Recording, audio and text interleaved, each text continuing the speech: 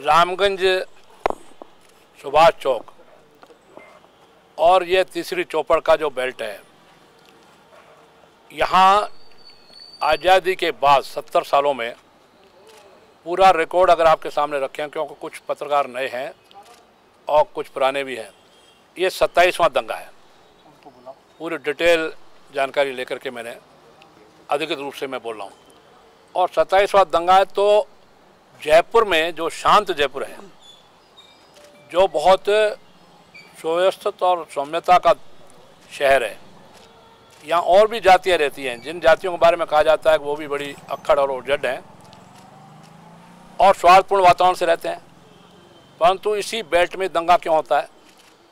अब पुराने दंगों की बात छोड़ें, मैं बहुत संक्षिप्त लूँ तो सार संक्षेप ये है कि जिस दिन यह दंगा हुआ है, पुलिस वाले का डंडा लग गया और पुलिस वाले जब एडमिनिस्ट्रेशन कायम करते हैं, कानून व्यवस्था कायम करते हैं, तो लाइन में भी चलाते हैं, कहीं वो बाएं और दाएं साइड नहीं चलते लोग तो उनको भी, तो कहीं डंडा लग भी गया, संयोग से लग गया, जानबूझ के लग गया, तो उसके लिए वो दंपति जाकर के थाने में रिपोर्ट दर्ज कराते और थाने में रिपोर्ट दर्ज करा करके थानेदार कार्रवाई नहीं करता, SHO नहीं करता, थाना नहीं करता, तो ऊपर CO को, DSP, एडिशनल SP, SP या IG, DGP सब जयपुर तो बैठे हैं, सब जयपुर बैठे हैं, उनको कहते हैं लेकिन 2-4-5-10 मिनट में 2-4-5 हज़ार लोग इकट्ठे हो जाएं और विकराल रूप से दंगा करें और स्टेट को, पूरी सरकार को चुनौती दे दें और थाने पर हमला बोल दें।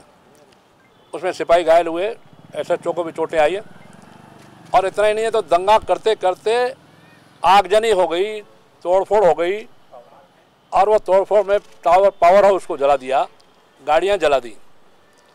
यह सब विकराल रूप, जो मेरा कहना यह है कि उस एरिया में कौन रहते हैं, मैं सीधे बोलता हूँ मुसलमान रहते हैं। आप पत्रकार तो फिर भी एक समुदाय, एक जाति बोलते हैं, मैं तो सीधे बोल रहा हूँ, मुसलमान रहते हैं। मैं सारे मुसलमान को दंगाई, आतंकवादी, उग्रवादी, असामाजिक तत्व नहीं कह रहा।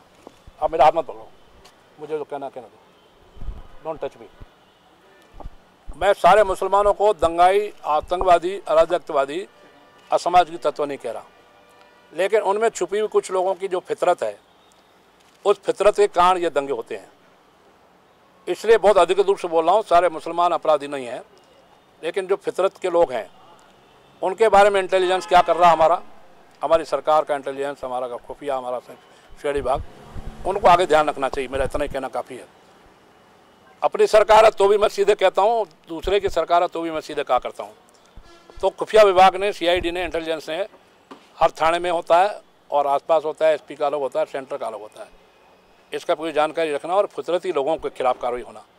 और सिर्फ कार्रवाई नहीं होना,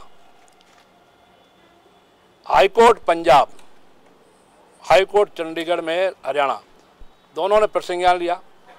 अभी बाबा गुरमीत राम रहीम गिरफ्तार हुए, CBI की अदालत ने किया। उनके समर्थकों ने जो तोड़फोड़ की, जो आगजनी की, जो पंचकुला में नुकसान किया और बाकी जगह किया, हाई कोर्टों ने, दोनों हाई कोर्ट्स ने, माननीय उच्चतम न्यायालय, उच्च न्यायालय ने प्रतिज्ञा अपने आप ले लिया, किसी ने रिपोर्ट दर्ज नहीं कराई, अपने आप प्रतिज्ञा लिया, किसी ने रिट दर्ज नहीं कराई कि यह जो तोड़फोड़ हुई है, नुकसान हुआ है, आगजनी हुई है, इसका हर्जा खर्चा, इसकी भरपाई, इसका हर्जा खर्चा डेरे से वसूल होना चाहिए। ये दंगा आयोजन करते हैं तो मेरा पहली बड़ी मांग ये है, मैं न्यायालय को, जुडिशरी को, नीचे मुंसिफ से लेकर के उच्चतम न्यायालय तक को कोई निर्देश नहीं दे सकता कि वो राजनीतिक आदमी हो, पर मेरी ओर से स्वाभाविक प्रार्थना है कि राजस्थान के कोर्ट्स को भी ऐसा कुछ प्रसंग लेना चाहिए। मेरी प्रार्थना है, निवेदन है माननीय न्यायालयों से कि इन दंगाइयों के खिलाफ, पावर हाउस का जितना नुकसान हुआ है, गाड़ियों का जितना नुकसान हुआ है, बाकी जो जनहानि हुई है 2, उस जनहानि का पैसा सरकार न दे, चाहे आदिल को और चाहे हमारे भाई भरत कोडनानी को। अब मुद्दा सिर्फ सिंधी समाज का नहीं है, ना सिंधी परिवार का है। सिंधी परिवार है, उसके साथ पूरा सिंधी समाज है। सेंट्रल पंचायत अध्यक्ष महामती 2 खड़े हैं और हमारे हिंदू समाज की ओर से विश्व परिषद के संयोजक श्री नीलेश पुरोहित खड़े हैं। पूरे हिंदू समाज का है कि वो तो दंगाई इकट्ठे हो जाते हैं, हम लोग बहुत सौम्य हैं, बहुत सज्जन हैं। मैं आपके थोड़ा प्रेस से 37, 22, 37 है, बहुत अचक पचक हैं। हम लोगों को इकट्ठा होने में देर लगती है, दंगा करने में देर लगती है, क्यों? बहुत हम सौम्य हैं, बहुत सज्जन हैं। पर तो सज्जनता छोड़नी पड़ेगी। राम जन्मभूमि के समय एक नारा लगा था, वो नारे को आज मैं सिर्फ आपको याद दिला रहा हूँ, दोहरा नहीं रहा हूँ, और जब दोहराऊँगा तो मैं अपने हिसाब से ही दोहराऊँगा। वो था, खून खराबा होता है तो एक बार हो जाने दो, महाभारत भी होता है तो एक बार हो जाने दो, उसमें नारा लगा था। हम लोग राम जन्मभूमि तीनों कार्यक्रम में गया। यह सिंधी बच्चे का जो हुआ है वो गोली से नहीं मरा, उसको तड़फा तड़फा के दंगाइयों ने मारा है। 8 या 9 निशाने उसके चाचा, उसके परिवार के लोग बता रहे थे। चंदीराम जी मोर्चरी में, चंदीराम भी अंदर गए थे, गर्दन पे भी चोटें, बाकी शरीर पे भी। तो उस बच्चे को जो तड़फा तड़फा के मारा है, तो सरकार को चाहिए कि उसको 10 लाख दिया है, क्यों? तुम्हारी गोली से मरा, ये गोली से नहीं मरा। इस बच्चे को 10 की बजाय 20 लाख दें, पर रुपया महत्वपूर्ण नहीं है। हम लोग इतने संपन्न हैं, हम लोग इतने व्यवस्थित हैं, हिंदू समाज के लोग, सिंधी समाज और हिंदू समाज के लोग, कि हम तो 10-20 लाख रुपए दे देंगे, उसको दिलवा देंगे। मैं भी खुद अपनी जेब से मैंने शुरुआत की ताकि और लोगों को प्रेरणा मिले। 21,000 रुपये उसकी माता श्री को देखे हूँ। बुढ़िया माँ, विधवा माँ, बहुत करुणाजनक घर की स्थिति, बहुत गरीब स्थिति। विकलांग उसका चाचा, विकलांग वो खुद, दिव्यांग वो खुद, दिव्यांग उसका चाचा। उस दिव्यांग को तड़फा तड़फा के मारा, और किन्होंने मारा इसकी जांच हो, नंबर 1। और उसको अगर 10 लाख दे रहे हो तो इसको 20 लाख 25 लाख मिले। मैं उनकी तरफ ब्लैकमेल नहीं कर रहा 1 करोड़ की और नौकरियों की, क्यों? नौकरी हम करना पसंद ही नहीं करते, हम तो बिजनेस करना पसंद करते हैं। हम खत्री समाज के लोग, हम अरोड़वंशी लोग, हम लोग जो है उसको पसंद करते हैं अपना बिजनेस छोटा मोटा काम कर, चाहे कैसे ही काम करें। नौकरियां हम लोगों ने बहुत पसंद नहीं की। तो उस बच्चे को तो उतना हम लोग समाज के लोग करेंगे, सरकार ने के समाज के लोग। मैं हॉस्पिटल गया मोर्चरी पे, तो वहाँ कुछ लोगों ने कहा कि भाई साहब प्रणामी जी आए थे, हमारे प्रदेश के अध्यक्ष हैं, कि लिखित में नहीं दिया उनको, हम यहाँ भी लिखित में नहीं देंगे। मैंने कहा भाई उनको लिखित में दिया, मुझे पता है। श्री यूनुस खान जी को मैं धन्यवाद दूंगा, चलो उन्होंने शांति कायम करने के लिए।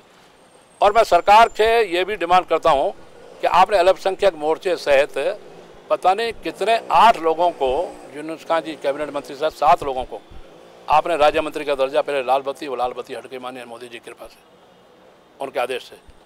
तो 8 लोगों को आपने, उनको जाना चाहिए शांति कायम के लिए। पुलिस क्यों शांति कायम करे? पुलिस के अधिकारी, पुलिस के कर्मचारी शांति क्यों कायम करें? पत्रकार क्यों करें? जनता क्यों करे? जनता के नुमाइंदे क्यों करें? उनको जाना चाहिए जिनको आपने लकब दे रखे हैं, टाइटल दे रखे हैं राज्य मंत्री का, कैबिनेट मंत्री का। चलो यूनुस खान जी को धन्यवाद देता हूँ, उन्होंने सौहार्दपूर्ण वातावरण बनाया, एक समझौता हुआ, उस समझौता लिखित में हुआ। मुझे पता लगा तो मैंने कहा प्रणामी जी ने लिखित में करना चाहिए। तो कहा कि मीडिया के सामने कहा, तो मीडिया के सामने तो कमिटमेंट है। तो मैंने कहा वो हमारे बॉस हैं, ही इज़ आवर बॉस, हमारे बॉस हैं प्रणामी जी। मैं उन्होंने अगर मीडिया के सामने कहा तो धन्यवाद, बहुत अच्छी बात है, उनको धन्यवाद देता हूँ, यूनुस खान जी धन्यवाद।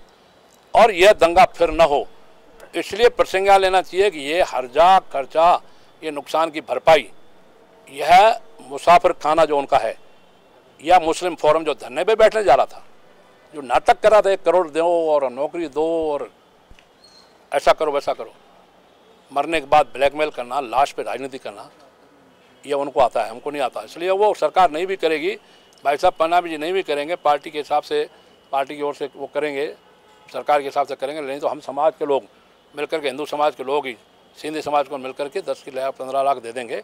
रुपया महत्वपूर्ण नहीं है, डजन मैटर, रुपया तो जो है ना मिट्टी है, लेकिन असली बात यह है कि इन दंगाइयों को सबक मिले।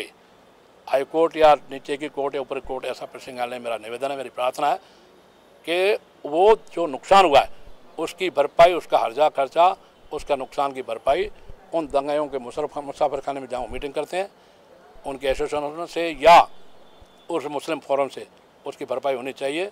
और आगे दंगा ना हो, ये सबक उनको मिले, यह मेरी डिमांड है। जो इस डिमांड को लेकर के मैं आपके सामने हूँ। बाकी सिंधी समाज का बच्चा गया, मैं वहाँ गया, उसके शव को फूलमाला चढ़ाई हम सब ने, और हमारी सहानुभूति है, आपकी भी सहानुभूति है कि जिस जंग से मारा गया। मीडिया इस मामले में बहुत काम करता है और मैं तो मीडिया को बहुत बहुत धन्यवाद देता हूँ।